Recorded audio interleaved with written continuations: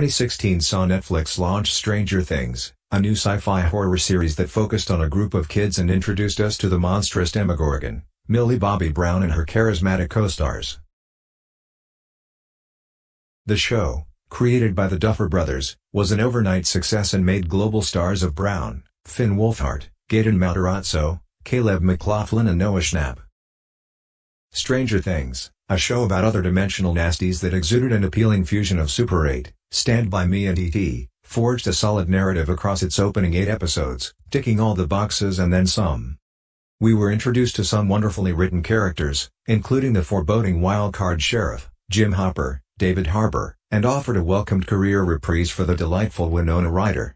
Matthew Modine, playing the mysterious science villain, made up the superb ensemble, which gave us consistently strong dialogue and well-balanced episodic progression to rival anything else at the time.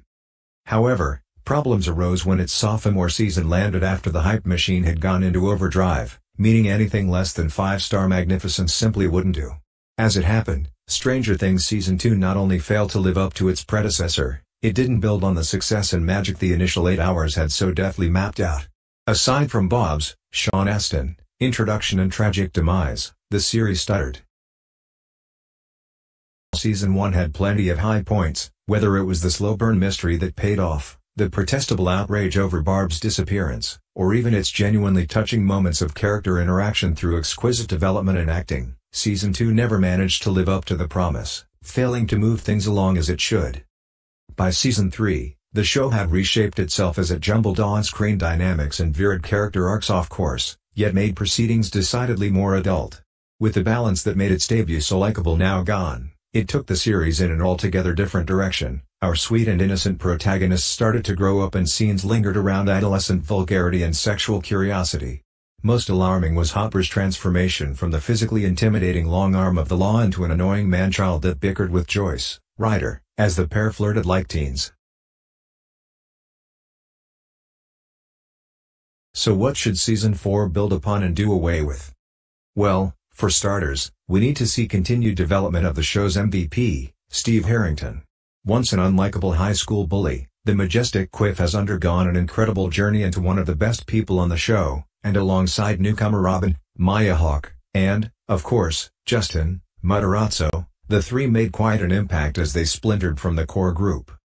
Having proven itself with the complexity and mystery of the government plot in Season 1, the show needs to get back to its roots of simple, effective storytelling. In an ironic twist, the global pandemic that's seen production halted has given its helmers time to actually finish writing, and even rewrite, the scripts prior to shooting. The challenge for Season 4 is to package different threads and character relationships that move along the overarching plot without it becoming convoluted or losing its edge, while bringing in some entirely new locales in Russia and wherever the Myers have moved. Strong character writing is key. We don't need filler or weak, slapstick dialogue that takes us nowhere. Progression is paramount. The mid-credits sting, implying Hopper, described as the American, who is actually alive and imprisoned in Kamchatka, Russia, could see his character transform from his Season 2 overprotective parent and 3's flirtatiously obnoxious self into someone altogether unrecognizable. Season 3 was much darker in parts thanks to the terror of the Mind Flayer and some gross body horror moments, so we need more mature horror like that. Rehashing what we've seen before, well targeted, another worldly beast tries to enter Earth, fails, won't do. Joyce closing the gateway to the Upside Down, and apparently killing the Mind Flayer in the process, means there has to be something much grander at stake. But is the portal closed for good? And other than Hawkins, where else may dimensional rips have occurred?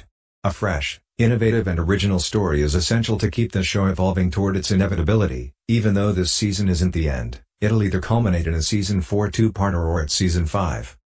Imprisoned in a Russian facility may just do the trick in regards to saving Hopper's character and plunge him into much darker territory. With Harbour's return confirmed, he has hinted about a big backstory reveal that'll reshape his persona, which is exactly what's needed. But what of 11? The most recent finale saw everyone split up and 11 lose her powers. With the Myers leaving town, along with Elle, rendering Mike, Nancy and everyone watching at home heartbroken, it seems our leads have gone their separate ways. In fact, that letter Hopper wrote was one hell of a touching end to what could have easily finalized the entire series. World saved, Hopper dead, Lessons learned, we all move on. The biggest no-no has to be the removal of that emotional manipulation. How dare they make us cry over Hopper's death, hear the narration of that poignant note, then tease us with his survival right at the end. Building him up as an increasingly toxic and cretinous character all season only to pretend to kill him off, felt a little cheap, and frankly we should feel used. In truth, future episodes do look set to up the stakes somewhat as the narrative goes global, involving Russia and posing a number of critical questions, such as how did they capture a Demogorgon? Is the tier to the Upside Down closed for good? Are the Soviets creating some sort of Demogorgon weapon, or even building an army?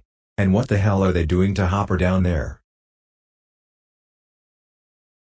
In short, Season 4 needs to focus on moving forward and getting us nearer to the conclusion of the Stranger Things story. Yes, try new things, but also remember what made Season 1 so great and please, for the love of God, give us some jaw-dropping moments and, of course, more Steve Harrington. Stranger Things Season 4 is scheduled for a 2021 Netflix release.